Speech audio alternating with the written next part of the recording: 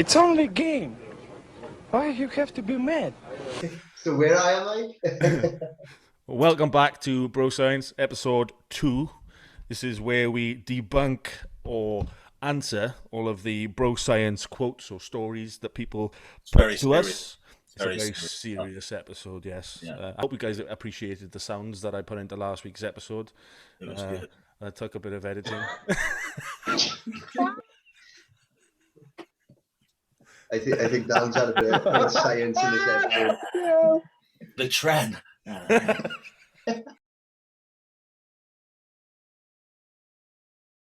Very to us, serious. it's a very serious episode, yes. Yeah. I feel massive already. Right, ready.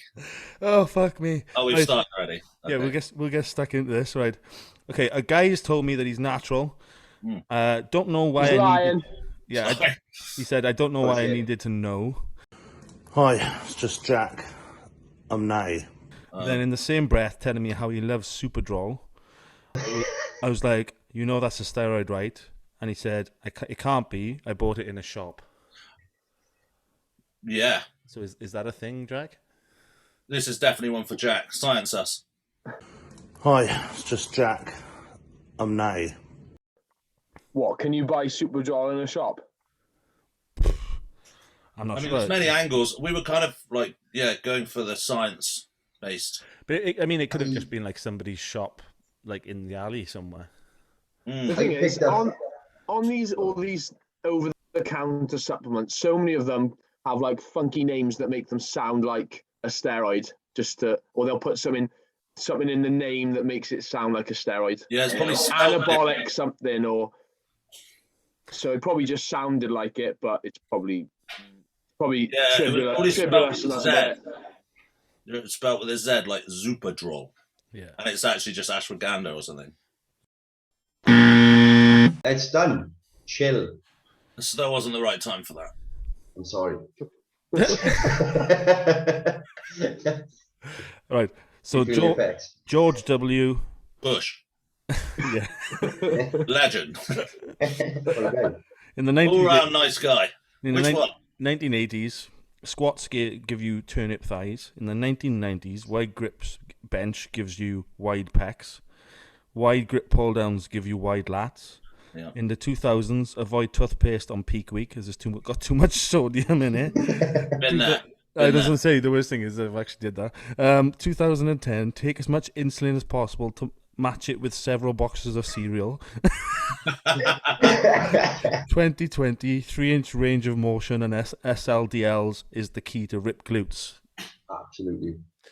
I mean, what's 2022 going to be? That's the question. What is 2022? What progression are we going to see on this? That's true. Like, I mean, wide grip pull downs is probably like one of the worst lat builders ever.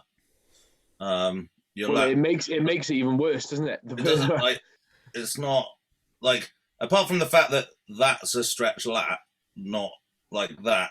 A lat movement is actually kind of back anyway. Like a pull down's not a great lat movement anyway, really. Oh. But yeah, I did like that one. I did like that one, and the wide bench. I did do that. Yeah, I did do that thing. Again, it's like if it's wide, like that's a shortened pec. Like that's less of a shortened pec. So basic mechanics should tell you that you're just limiting the range of motion. What about the plate incline press for that inner chest? You gotta love that. Yeah, one. the inner chest. Oh, cramp. Perfectly timed. You can see it works. It works. Clean example. There we go. It's meant to be in there. That's primary research. Primary research there. Yeah, the idea that you could train only one attachment, so just one part of it, not this. We can just not do this attachment. Just detach from just one attachment. Is special type of mare. So in answer, none of those theories are true. Apart from the toothpaste. You can't brush your teeth for 3 months before doing a show. That's why every bodybuilder's mouth fucking stinks at shows. Yeah. When people come up to you and talk, that's why they're all stinking. Yeah, and that's why everyone's got veneers now. It's because they rotted their teeth away because they didn't want to take in too much sodium. Turkey teeth. Fact.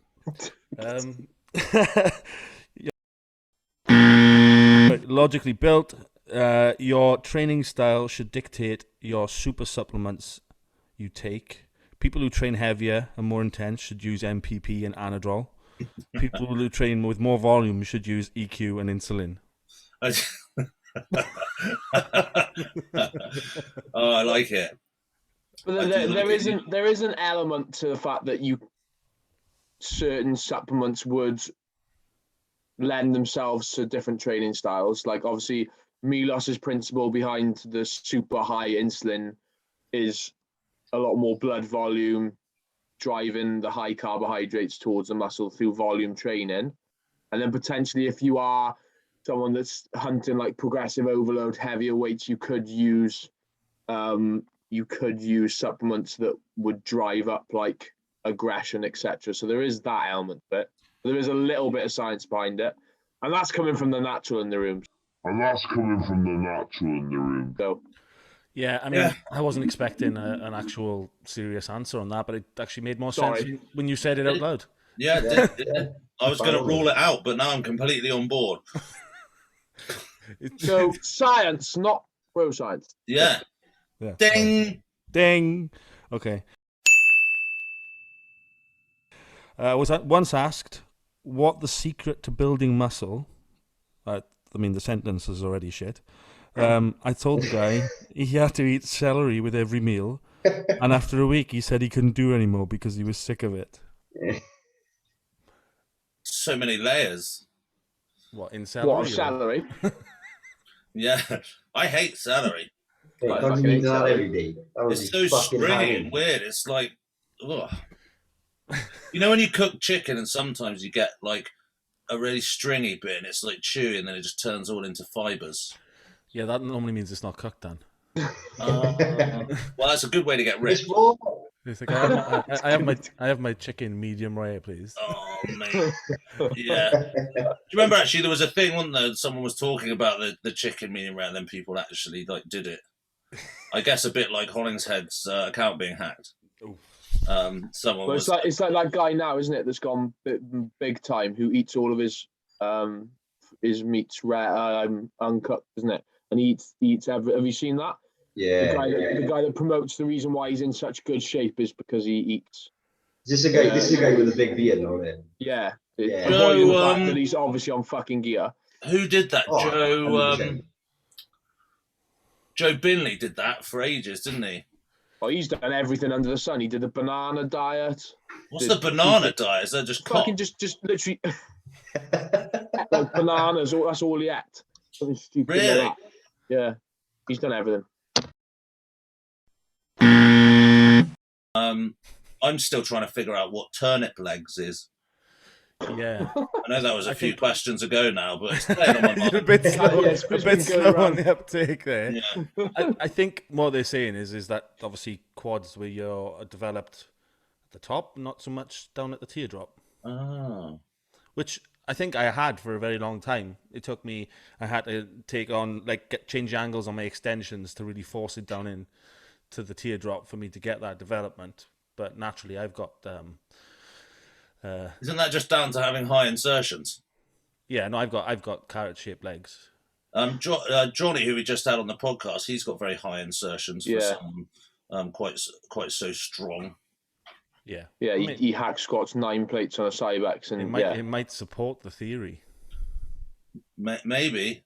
Is this? Turkey Are we legs. saying we eat Turkey turnips to hack squat? Is that? I'm getting lost with all this. You eat the turnips and then do the hack squats. Fact. Yeah. Yes. Ding. Ding. I'm nailing this one. This one's on fire. Sticking to the celery theme, I always got told that it takes more calories to burn celery than it does to digest that is actually in celery. So, is that true? Yeah, I mean, you could just chew chewing gum.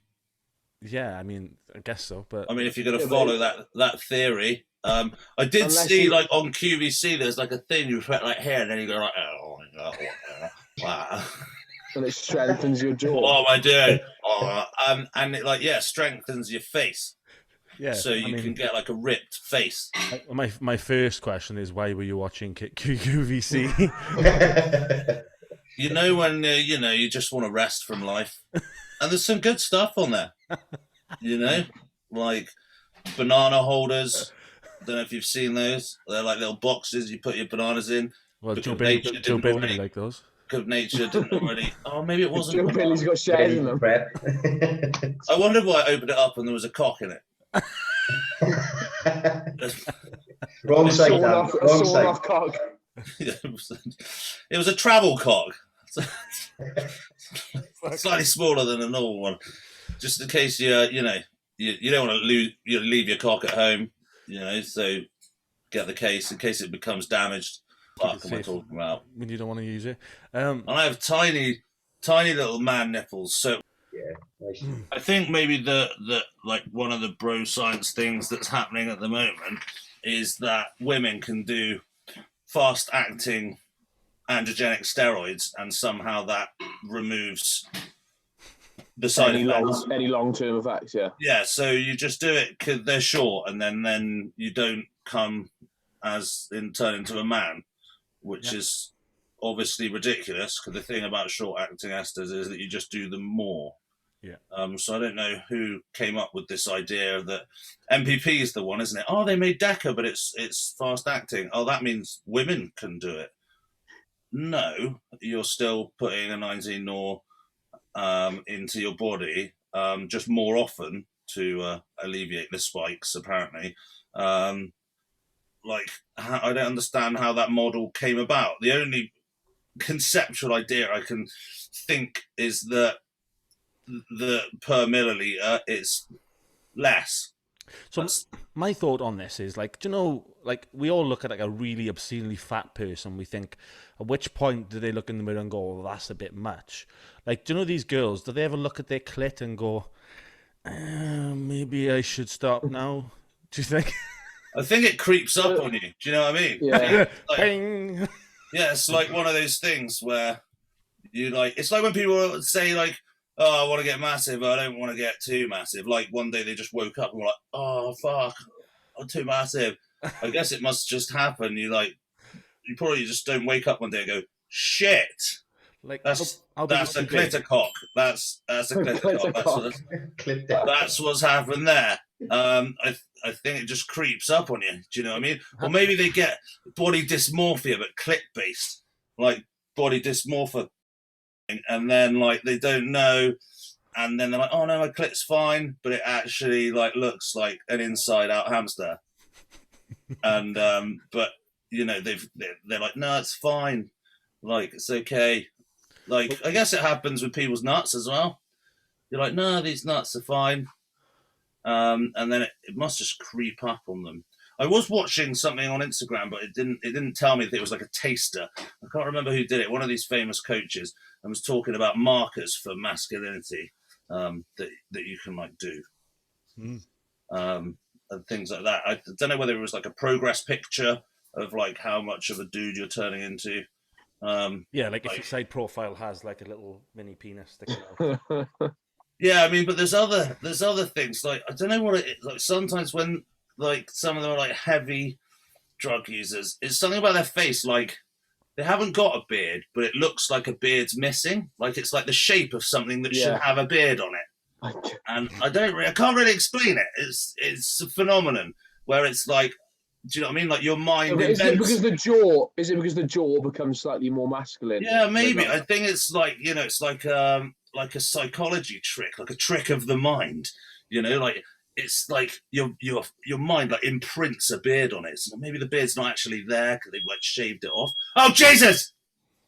There's a fire! Alice is cooking. Trying. Oh God.